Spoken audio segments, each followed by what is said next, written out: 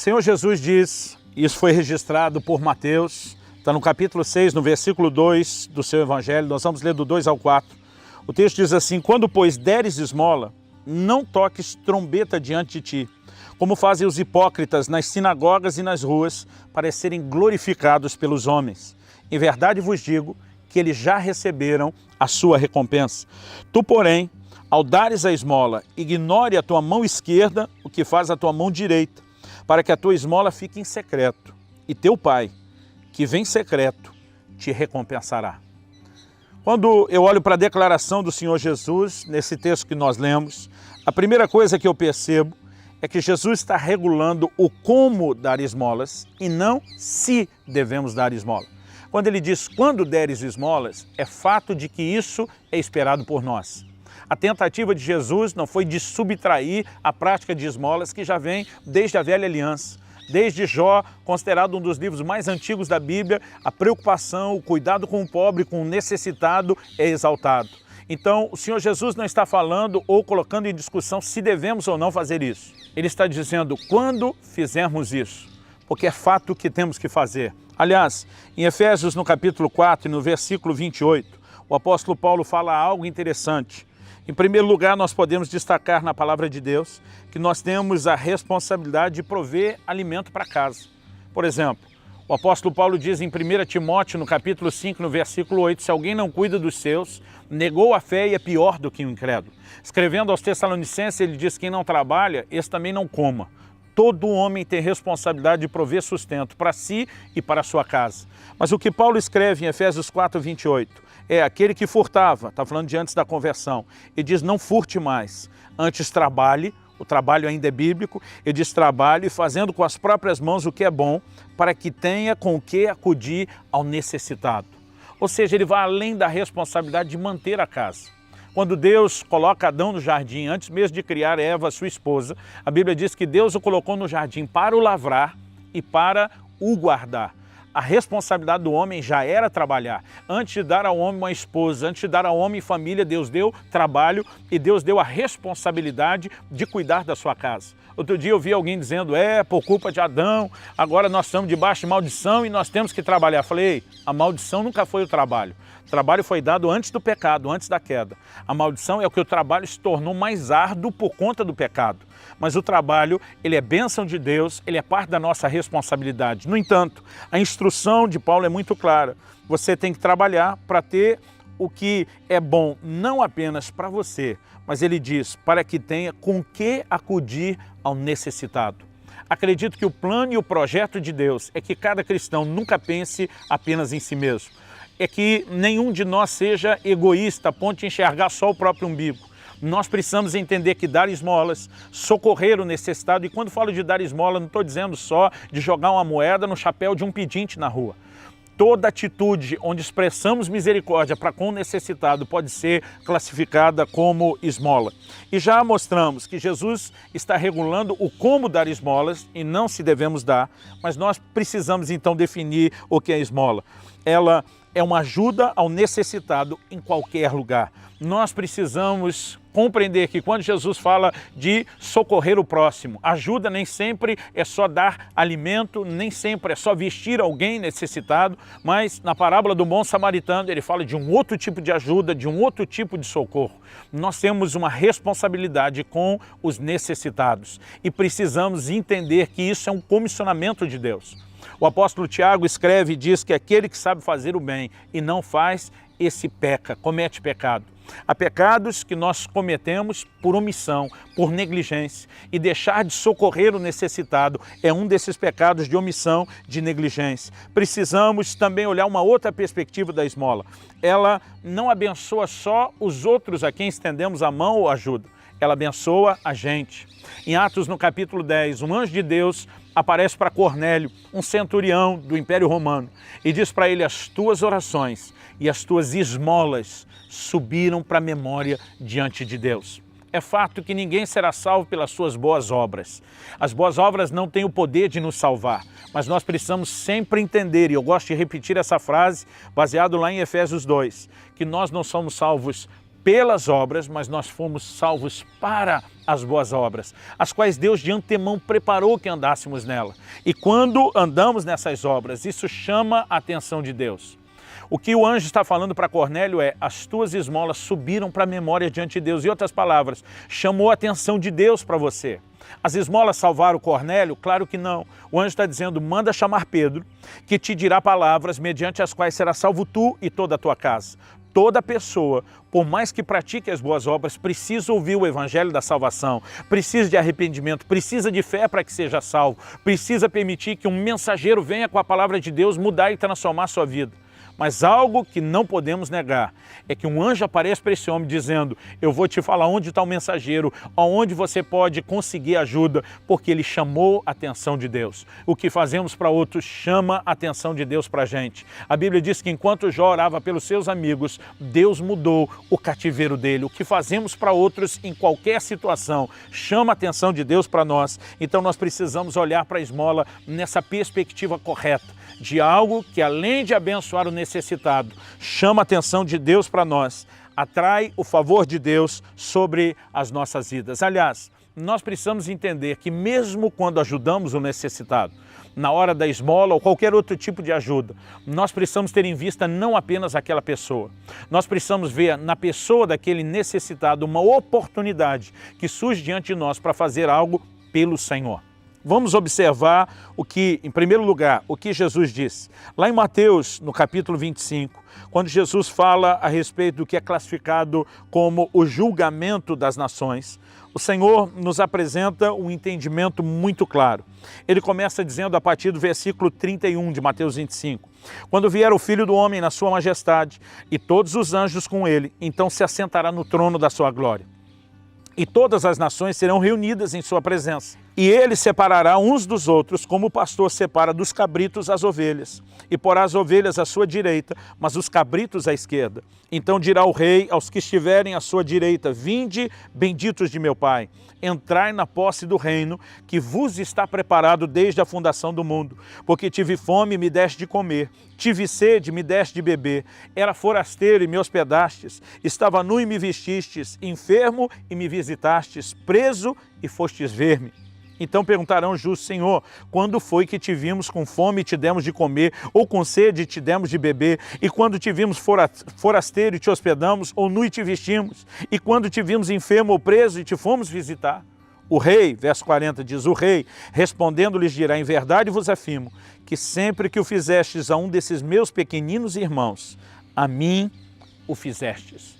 Jesus está dizendo: cada vez que você estendeu a mão para socorrer um desses pequeninos, você não fez algo só por eles, você fez algo por mim. E agora eu vou honrar você por ter feito algo por mim. É lógico que nenhum deles tinha feito isso diretamente para Jesus. Até o próprio texto mostra que eles ficaram surpresos. Diz: quando foi mesmo que a gente fez algo pelo Senhor? É quase como se eles dissessem: não estou entendendo o que o Senhor está afirmando. E ele explica: então deixa eu te mostrar. Quando você fez pelos outros, você fez para mim. Essa é a perspectiva que nós devemos ter, até porque o oposto também é verdadeiro. Verso 41 diz: então o rei dirá também aos que estiverem à sua esquerda: apartai-vos de mim, malditos, para o fogo eterno, preparado para o diabo e seus anjos, porque tive fome e não me deste de comer, tive sede e não me deste de beber, sendo forasteiro não me hospedaste, estando nu não me vestiste, achando-me enfermo e preso não fostes ver-me. E eles lhe perguntarão: Senhor, quando foi que te vimos com fome, com sede, forasteiro, nu, enfermo ou preso, e não te assistimos? Eles vão ficar surpresos, como quem diz: a gente jamais teria negligenciado o Senhor. Então lhes responderá, verso 45, então lhes responderá: em verdade vos digo, que sempre que o deixaste de fazer a um desses mais pequeninos, a mim o deixastes de fazer. Irão estes para o castigo eterno, porém os justos para a vida eterna. O apóstolo Paulo ensinou exatamente as mesmas coisas que Jesus, usando palavras diferentes, uma roupagem diferente para falar exatamente do mesmo princípio. Em Colossenses 3, no versículo 23, ele diz: tudo quanto fizerdes, fazei-o de todo o coração, como para o Senhor e não para os homens, cientes de que recebereis do Senhor a recompensa da herança. A Cristo Senhor é que estais servindo. Ele diz: não sirva apenas às pessoas, enxergue Jesus por trás delas. Veja a oportunidade de fazer algo por mim diante das pessoas que eu permiti que estivessem perto de você. O apóstolo Paulo está falando exatamente a mesma coisa que Jesus falou. E ele apresenta: cientes de que recebereis do Senhor, não das pessoas, recebereis do Senhor a recompensa da herança. Quando servimos as pessoas, nós não precisamos de nada em troca. Eu vejo gente se queixando: eu tenho servido pessoas e sequer recebo um muito obrigado. Eu tenho dito a alguns: nós não precisamos que ninguém veja o que estamos fazendo. Não precisamos que ninguém reconheça o que nós estamos fazendo. Jesus diz: faça no secreto. O teu Pai que vem em secreto te recompensará. A recompensa vem dele. E nós precisamos aprender a focar nessa recompensa. O que o texto está dizendo é que nós vamos receber do Senhor a recompensa da herança. Eu gosto de um outro texto que está lá em Provérbios, no capítulo 19, e que também nos faz ter a perspectiva de que não só estamos fazendo para Deus, mas do que isso vai produzir para mim e para você, que nos dispusemos a fazer algo a Deus. Falando agora do contexto de esmolas. Provérbios 19, 17 diz: quem se compadece do pobre, ao Senhor empresta, e este lhe paga o seu benefício. Uma outra versão diz: e esse lhe retribuirá o seu benefício. O que significa emprestar a Deus? Quando eu e você fazemos algo para o pobre que Deus queria estender a mão, o pobre que Deus queria socorrer, mas precisa usar a minha e a sua mão como representantes dele para fazer o que ele já queria fazer. Quando nós fazemos isso, estamos dando a Deus a oportunidade de fazer o que ele queria, o que ele precisava. Deus está dizendo: eu vou tratar disso como um empréstimo. Na verdade, o dinheiro que você deu para ele, não deu para ele, você deu para mim. Porque se você está fazendo para mim, você colocou algo nas minhas mãos. E Deus chama isso de um empréstimo. Por quê? Ele está dizendo que vai ter retorno, vai ter recompensa, não vai se perder, não vai ficar por isso mesmo. O texto, de uma forma muito clara, diz: este lhe paga o seu benefício. Pense em alguém que paga as suas contas. Pense em alguém que honra os seus compromissos, é Deus. O mesmo Deus que nos diz na sua palavra para não dever nada a ninguém, ele também não fica devendo nada a ninguém. Eu gosto de olhar para a palavra de Deus e recordar da promessa que o próprio Eliseu se apropriou e entendeu ter recebido quando Elias falou de um sinal que de fato aconteceu, que ele teria porção dobrada da unção que estava sobre Elias. Eliseu operou exatamente o dobro dos milagres que Elias operou. Na verdade, Elias operou 7 grandes milagres, Eliseu 14. Se você somar tudo o que Elias fez, são 14 intervenções ou milagres de Deus, Eliseu tem 28. De qualquer forma, a conta dá o dobro. Mas sabe o que é curioso? É que quando Eliseu morreu, faltava um milagre para fechar essa conta. Mas a Bíblia diz que uma certa ocasião, logo depois da morte de Eliseu, saíram da cidade de Samaria para fazer um cortejo fúnebre e o inimigo estava vindo para atacar a nação de Israel. A Bíblia diz que no desespero de fugir do ataque, essas pessoas que saíram para fazer o sepultamento fizeram o que eu chamo de o sepultamento mais rápido da história. Acharam uma cova aberta e simplesmente desovaram o corpo ali, jogaram, arremessaram o corpo para correr de volta para a cidade. A Bíblia diz que quando o corpo caiu na cova de Eliseu, ao tocar os ossos de Eliseu, ele instantaneamente ressuscitou. Eu fico imaginando algo curioso, talvez até cômico. E muitas vezes comento: não sei do que aquelas pessoas saíram fazer o enterro, correram mais. Se era do inimigo que estava se aproximando para atacar a cidade, ou do amigo correndo agora atrás deles, talvez dizendo: pera eu, porque eles não contavam com aquilo, deve ter sido algo assustador. O que eu enxergo é um Deus dizendo a Eliseu: eu prometi, eu honro, eu pago a minha conta. A Bíblia diz que esse Deus para quem prestamos paga o benefício. O Senhor Jesus diz: o Pai que vem em secreto te recompensará. Nós não devemos fazer apenas interessados na recompensa. Embora Jesus não prometeria uma recompensa se Ele não quisesse nos estimular. Mas nós devemos fazer não apenas porque há retorno. Nós precisamos fazer para aquela pessoa que dá o retorno, que é a pessoa de Deus. A pessoa que eu e você devemos honrar em cada oportunidade de estender a mão. Que o Senhor nos dê graça de nunca desperdiçar uma dessas boas oportunidades. O livro de Hebreus diz que alguns, sem saber, hospedaram anjos. A pergunta é: se um anjo não precisa de comida, não precisa de pouso, não tem necessidade, porque ele simularia uma necessidade sem dizer que é anjo? Eu só consigo enxergar uma resposta. Eu chamo isso de auditoria celestial, fiscalização do céu. O anjo vem muito mais para testar a nossa capacidade de fazer o bem do que porque ele necessita de algo. que, se por acaso eu e você passarmos por esse tipo de inspeção, que a nossa atitude seja correta e que a gente possa ser aprovado. Nos próximos minutos, eu gostaria que você participasse dessa nossa conversa que teremos em família, de aplicação dessas verdades.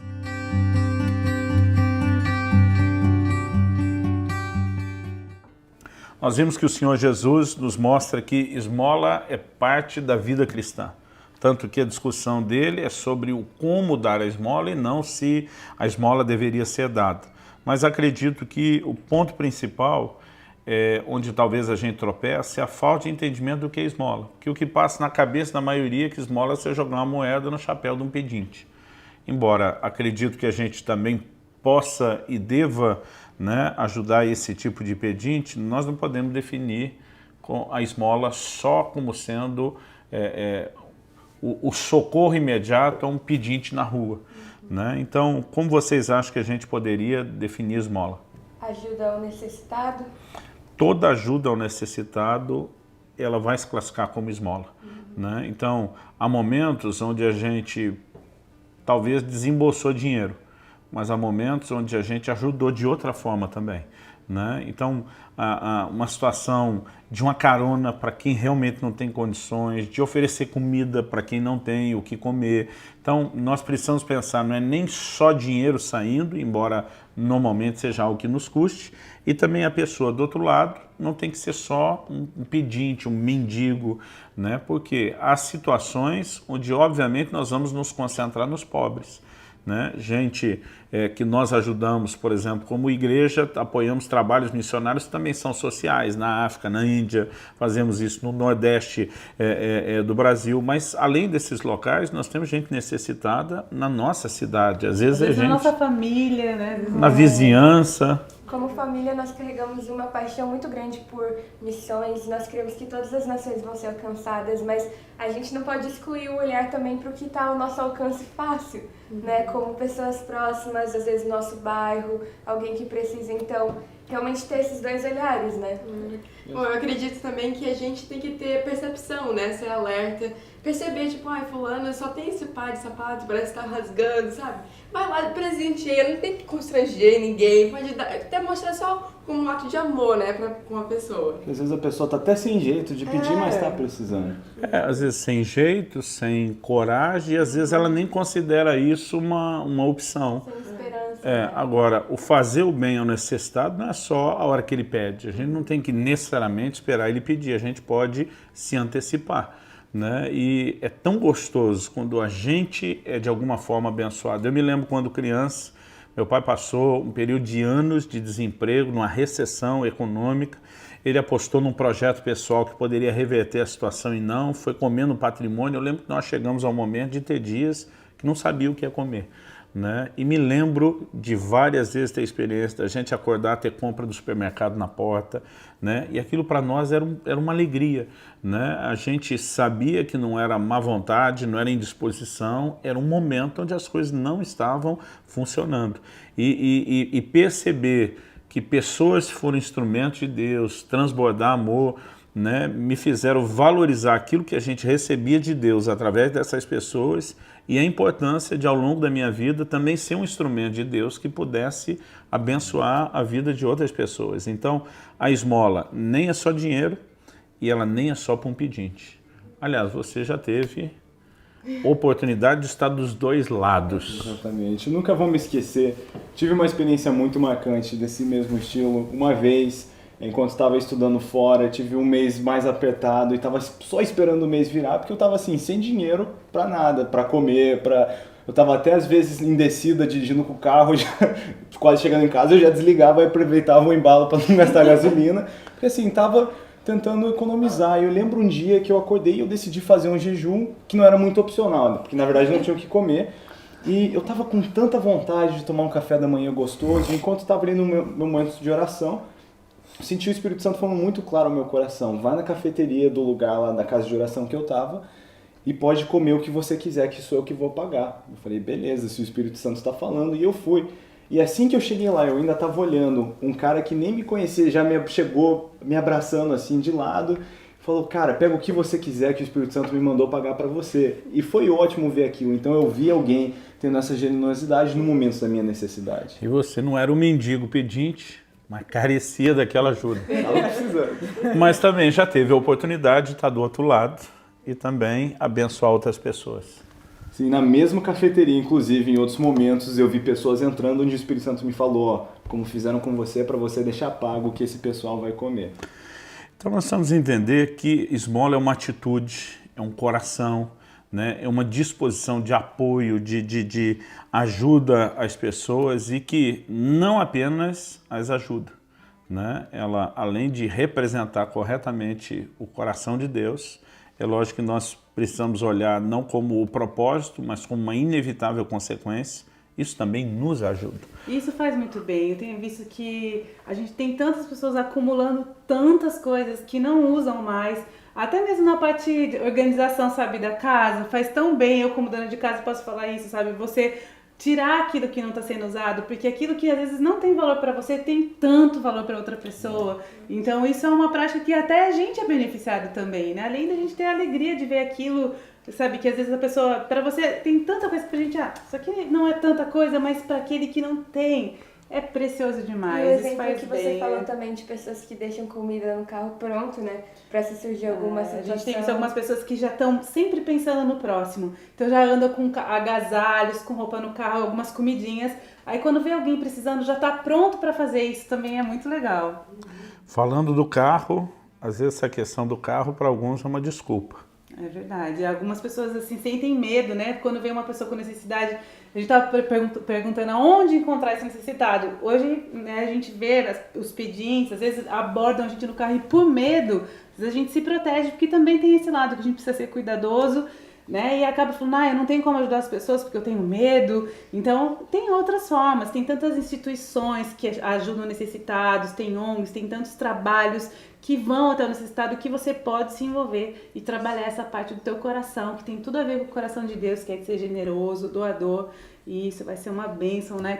É uma bênção nas nossas vidas. E a verdade é que a gente não precisa dar desculpa, a gente só precisa achar a forma de praticar aquilo que o Senhor Jesus colocou para nós, não como uma opção, nem uma sugestão, mas como uma marca da vida do crente e que, como eu disse, vai abençoar não só os outros, até a gente mesmo.